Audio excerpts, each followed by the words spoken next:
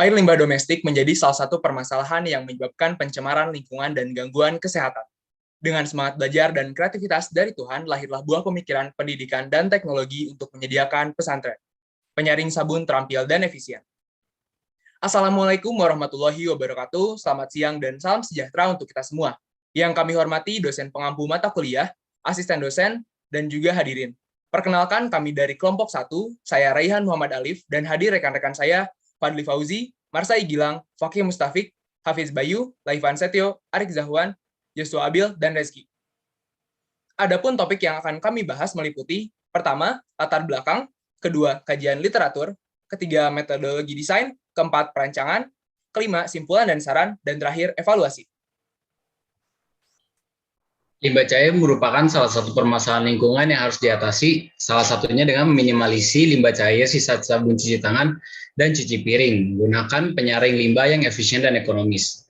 Oleh karena itu lahirlah pesantren, penyaring sabun terampil dan efisien, dengan tujuan menurunkan kadar polutan yang terkandung dalam sabun pencuci dan memanfaatkan kembali limbah menjadi air baku non-konsumsi.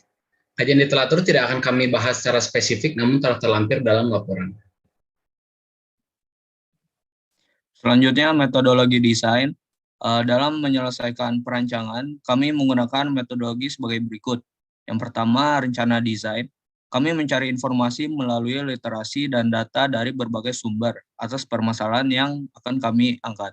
Kemudian, kami memulai perancangan desain dengan melakukan diskusi kelompok guna menggambarkan solusi atas permasalahan yang ada melalui penggambaran sketsa serta gambar teknis.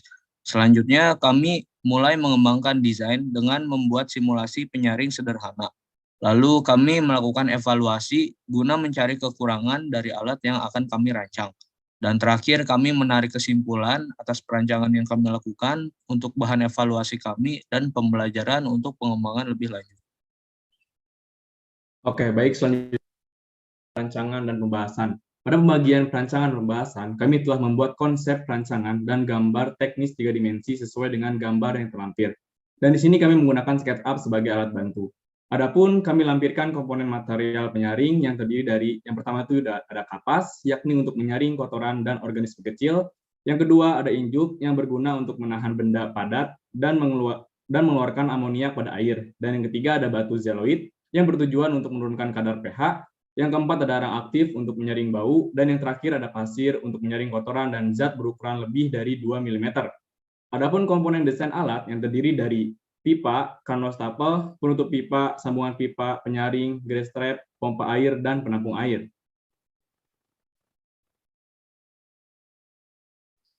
Baik, selanjutnya untuk uraian proses desain. Pertama, dalam menyelesaikan alat filternya, langkah awal yang harus kami lakukan adalah mempersiapkan alat dan bahan yang meliputi material penyaring, pipa, gergaji, pompa, dan lain-lain. Selanjutnya, untuk menyusun bagian filter, dimulai dengan menaruh kapas, lalu ijuk, batu zeolit, arang aktif, ijuk, dan terakhir pasir. Selanjutnya, setelah alat filter selesai, disusun pada gambar yang tertera. Oke, berikut juga kami lampirkan video skema operasional dari alat pesantren ini. Skema operasional alat pesantren. Mula-mula, aliran air wastafel yang terdiri dari sampah halus hasil penyaringan dari saringan wastafel dan limbah cair akan mulai masuk ke dalam alat. Selanjutnya, air limbah tersebut akan melalui grease trap. Setelah melalui grease trap, air limbah tersebut akan diendapkan sampah-sampah yang tersisanya di bagian bawah pipa. Setelah itu, air limbah akan mengalir melalui material penyaring dan akan ditampung di dalam bak penampung. Setelah melalui semua proses tersebut, air yang berada di bak penampung pada akhirnya akan dapat dimanfaatkan kembali untuk hal-hal seperti menyiram tanaman, kegiatan mencuci kendaraan, dan sebagainya. Kami memiliki hipotesis bahwa air yang dihasilkan memiliki baku mutu yang lebih baik daripada sebelum melalui proses penyaringan. Hal itu dikarenakan sisa busa, kotoran, dan bau akan tersaring filter. Filter yang kami gunakan ini terbatas pada kondisi fisik air sehingga air ini nantinya tidak untuk konsumsi. Selanjutnya, skema operasional dari alat ini yaitu aliran air wastafel yang terdiri dari sampah dan limbah cair masuk ke dalam alat yang selanjutnya sampah sisa wastafel akan mengendap di bagian bawah pipa, dan kemudian air limbah akan mengalir melalui material penyaring dan pada akhirnya air tersebut akan diendapkan lalu pada akhirnya akan dimanfaatkan kembali dalam menyiram tanaman dan kegiatan mencuci kendaraan. Kami mencoba material penyaring dengan melakukan beberapa variasi guna menentukan kualitas terbaik dari material penyaring. Berdasarkan hasil pengujian yang telah kami lakukan sebelumnya, kami mendapatkan hasil bahwa ketinggian ideal dari material penyaring adalah 4 cm untuk setiap material. Dan untuk batu zeolit, yang kami gunakan adalah batu zeolit dengan ketinggian 8 cm. Selanjutnya, kami menemukan bahwa batu zeolit yang ideal untuk digunakan adalah batu zeolit yang berukuran 0,125 cm hingga 1 cm kubik atau sebesar ujung jari manusia. Kami juga mencoba memvariasikan persentase air dan sabun. Kami mendapatkan kualitas sampel 1 jauh lebih baik daripada sampel 2 dan sampel 3. Gambar 2 menunjukkan percobaan untuk melihat kualitas air akibat material penyaring. Variasi 1 menunjukkan hasil yang lebih baik dibandingkan dengan variasi 2. Dari variasi batu zeolit, kami juga mendapatkan bahwa luas permukaan dan rapat batu zeolit berbanding lurus dengan kualitas air yang kami dapatkan. Semakin rapat dan besar luas permukaan batu zeolit, maka akan semakin baik kualitas air yang akan kami dapatkan pada akhirnya. Baik, untuk selanjutnya di bagian pelanggaran alat. Dalam pelanggaran alat, khususnya untuk bagian material penyaring, sebenarnya diperlukan waktu percobaan yang lebih panjang lagi, karena kita harus melihat juga kemampuan seberapa lama dan seberapa efektif material penyaring ini sampai nantinya perlu untuk diganti.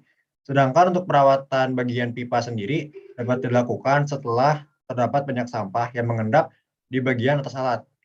Kemudian dalam pembuatan alat pesantren ini, kami memperkirakan biaya sekitar Rp587.000 yang ditujukan untuk pemasangan dan juga perawatan. Selain itu, pada biaya tersebut juga sudah termasuk ke dalam biaya pergantian material penyaring untuk 2-3 kali pergantian.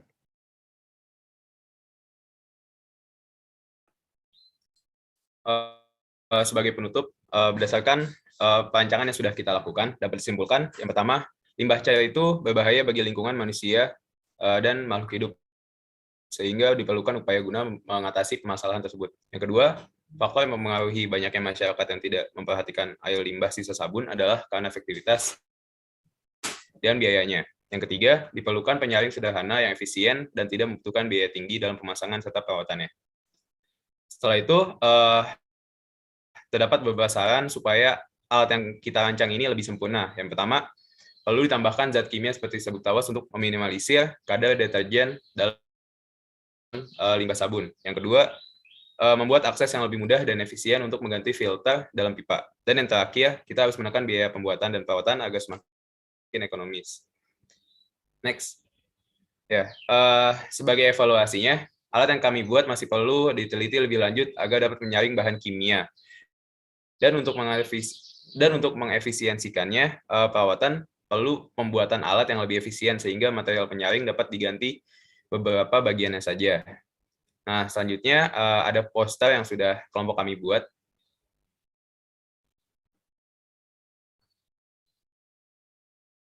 Oke. Ada latar belakang, ada filternya di dalam poster itu. Mungkin itu saja yang dapat kelompok kami jelaskan. Terima kasih. Wassalamualaikum warahmatullahi wabarakatuh.